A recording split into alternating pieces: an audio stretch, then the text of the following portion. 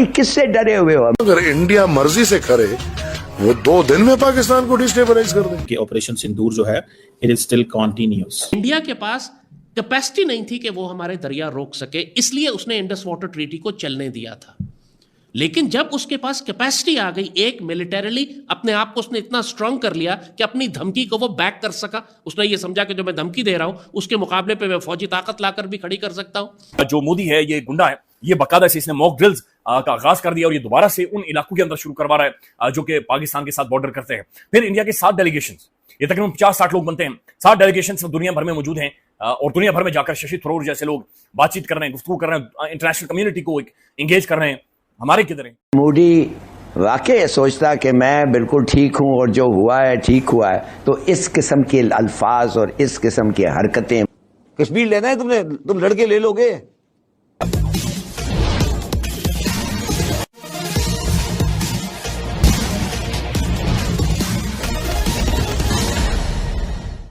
आप गज़वा हिंद न माने इसको, आपको इंडिया के साथ एक फाइनल कॉन्फ्लिक्ट तो करना है। 2007 और 8 में हमने कहा था कि आखिरी लड़ाई भारत के साथ, तुम अगर कश्मीर की जमीन पर नहीं लड़ते हो, कश्मीर के मुसलमानों के लिए नहीं लड़ते हो, तो कश्मीर के पानी और दरियाओं के लिए तो तुम्हें लड़ना ही पड़ेगा।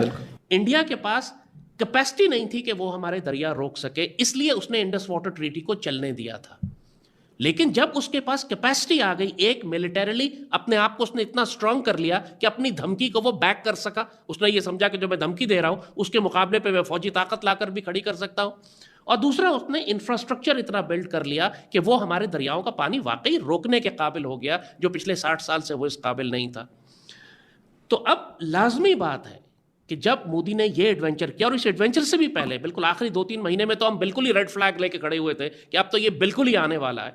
और जो पिछले 20 साल से ये तैयारी कर रहा था, जिस किस्म की डिप्लॉयमेंट थी, जिस किस्म की वेपन एक्विजिशन थी, जिस किस्म की ट्रेनिंग थी, और सबसे बढ़कर जिस किस्म का रिटोरिक था, जो नैरेटिव ये बिल्ड कर रहे थे। अगर और इंडिया और रशिया, उसको अफगानिस्तान की जरूरत भी नहीं है। मैं कहता हूं अगर इंडिया मर्जी से करे वो 2 दिन में पाकिस्तान को डिस्टेबलाइज कर दे।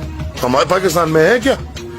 पैसा इधर नहीं है, इकॉनमी इधर नहीं है, कर्जों में हम डूबे हुए हैं, सियासी इस्तेकाम इधर नहीं है, कोई माशी इस्तेकाम इधर नहीं है, इदारों के आपस में लड़ाइयां देखे, सुप्रीम कोर्ट फौज से लड़ रही है, फौज सुप्रीम कोर्ट से लड़ रही है, पुख्तनख्वा में देखे पुलिस और फौज आमने सामने। इस मुल्क को डिस्टेबलाइज करने के लिए इंडिया को अफगानिस्तान की जरूरत है? नहीं। अगर इंडिया चाहेगी वो 2 दिन में इसको डिस्टेबलाइज कर दे। हम किस नींद में आप करते हैं तो आप बेसिकली लोगों को पैगाम देते हैं कि जनाब हम तैयार बैठे हैं, हमने पाकिस्तान को भूलना नहीं है, छोड़ना नहीं है, मारना है। और आप क्योंकि ये भी कह चुके हैं कि ऑपरेशन सिंदूर जो है it is still continuous going on, आपने ये बात की हुई है। तो जब आपने ये बात की है तो आपने वो जिसे कहते हैं ना मिलिट्री मसल्स तो दिखाने हैं अपने लोगों को। The more military muscles you show the better it is for you. So Modi साहब जो हैं वो अपने मिलिट्री मसल्स दिखाना चाहते हैं। समझते हैं कि पाकिस्तानी फौज का बजट इंडियन फौज के बजट के बराबर हो जाए, उसके मुकाबला करने की कोशिश की जाए, तो उससे पाकिस्तान तबाह हो जाएगा। ठीक है। तो ये एक सब्जेक्ट ही गलत है कि किससे कंपेयर करना है आपने। आपके फौज के बजट का बेस क्या होगा ये बताइए ना। क्या आपका प्रेमाइस क्या है? इंडिया से लड़ना है? सवाल बताओ, जवाब बताओ ना पहले। मैं आपसे यही पूछना चाह रहा हूँ कि क्या इस अरे यार, मैं आपसे पूछ रहा हूँ कि आपके ईस्टर्न साइड पे इंडिया है, उसका बजट आपसे 7 टाइम है, आप लड़ना चाहते हो? लड़ना तो कोई भी नहीं चाहता सर। तो फिर तो अगर नहीं लड़ना नहीं चाहते, चलो बराबरी करना चाहते हो? ख्वाहिश तो है, तो फिर बराबरी करने के पैसे हैं? नहीं है ना। तो ये जो मैंने शुरू में बात की थी, ये प्रिवाइज दिमाग से निकाल दो कि आप इंडिया से लड़ सकते हो। ये मान लो कि नहीं लड़ सकते। हाँ, अगर वो हमारे ऊपर हमला करेंगे तो हम बम चला देंगे, ये इस डेटरेंस है हमारे पास। मगर ये हम अगर कह दें कि हम उतने ही टैंक लेंगे, हम उतनी आबदोजें लेंगे, हम उतनी जहाज लेंगे जो इंडिया ले रहा है, तो हम बेवकूफ है ना। हम क्यों ये बात करते हैं? प्लीज ट्राई टू अंडरस्टैंड, ये क्यों करी जा रही है? पाकिस्तान में ये बात क्यों की जाती है? सर कश्मीर एक मामला है जो कश्मीर आपके हाथ से जा चुका है, भूल जाए कश्मीर को। इंडिया के पास जा चुका है। कश्मीर लेना है तुमने, तुम लड़के ले लोगे। तुम क्या बातें करो यार, तुम कश्मीर ले लोगे लड़के? ये कह रहे हो तुम ये कह रहे हो कि पाकिस्तानी फौज जाएगी और टैंकों में जाके श्रीनगर फतह कर लेगी, ये कह रहे हो तुम? Are you in senses?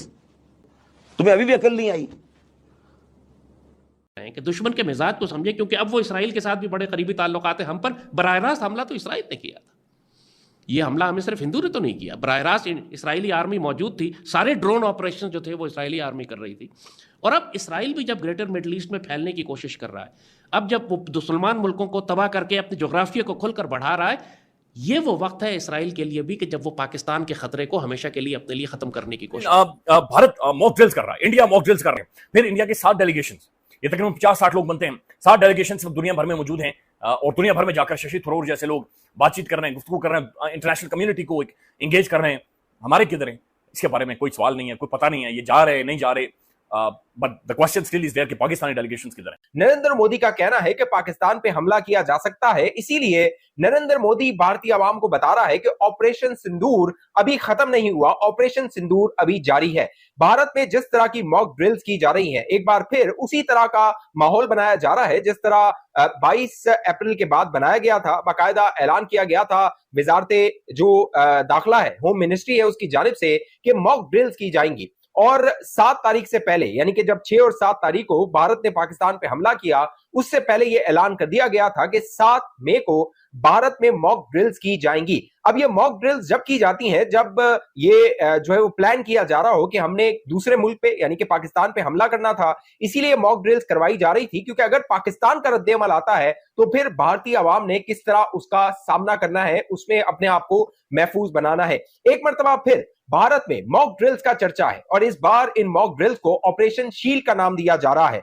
22 तारीख के बाद 7 तारीख से जो मॉक ड्रिल्स शुरू की गई थी उसको ऑपरेशन अभ्यास का नाम दिया गया था और अब ऑपरेशन जो शील्ड है उसके नाम से ये मॉक ड्रिल्स की जा रही हैं, क्योंकि इससे जाहिर हो रहा है कि शायद नरेंद्र मोदी के जो इरादे हैं वो नेक नहीं है। दोबारा नरेंद्र मोदी कोई एडवेंचर करना चाहता है ताकि जो बिहार के इंतखाबात हैं उनमें नरेंद्र मोदी को एडवांटेज मिल सके। 22 तारीख के बाद जब 6 और 7 तारीख को भारत ने पाकिस्तान पे हमला किया और जब पाकिस्तान ने 6 के करीब जो जेट्स थे, फाइटर जेट्स, वो भारत के गिराए, पूरी दुनिया में सवालात हो रहे थे। नरेंद्र मोदी ने अपना जो मकामी मीडिया था यानी इंडिया का मीडिया था वहां पर बैन कर दिया। और ये उन इलाकों में कर रहा है जहां पर पाकिस्तानियों ने उधम मचाया था, जहां पर पाकिस्तानियों ने स्ट्राइक्स की थी, मारा था, वहां पर ये मॉक ड्रिल्स कर रहा है। ये क्यों कर रहा है? लेकिन इंडिया इस वक्त मॉक ड्रिल्स कर रहा है, ये वहां का मीडिया बाकायदा से लिख रहा है और वहां पर इंडिया में पब्लिश हो रहा है और उन्हें कुछ अरसे के लिए रोका भी गया है। लेकिन जो एग्जैक्ट खबर है द टाइम्स ऑफ इंडिया लिख रहा है, operation shield civil defence mock drills postpone in the states bordering Pakistan due to the administrative reasons, यानी कुछ एडमिनिस्ट्रेटिव वजूहात की वजह से जो ऑपरेशन शील्ड है या जो सिविल डिफेंस मॉक ड्रिल्स हैं ये रोकी जा रही हैं। और ये करवाई क्यों जा रही हैं? यानी ये हंगामी हालात में करवाई जाती है कि सायरन कैसे बजेगा, आपने किधर छुपना है, आपने बंकर्स की तरफ जाने हैं, आपने किस तरफ मूव करना है, कैसे मूव करना है, मीडिया का कैसे इस्तेमाल करना है, कहां पर वीडियो नहीं बनानी, कहां पर वीडियो बनानी है। तो ये बड़ी खौफनाक चीज है कि जो मोदी है, ये गुंडा है, ये बाकायदा से इसने मॉक ड्रिल्स का आगाज कर दिया और ये दोबारा से उन इलाकों के अंदर शुरू करवा रहा है जो कि पाकिस्तान के साथ बॉर्डर करते हैं। आप अगर हमसे जुड़ा रहना चाहते हैं तो कृपया मेरे चैनल को सब्सक्राइब करें तथा बेल आइकन भी दबा दें ताकि नई वीडियो की जानकारी तुरंत आप तक पहुंच जाए। धन्यवाद। जय हिंद।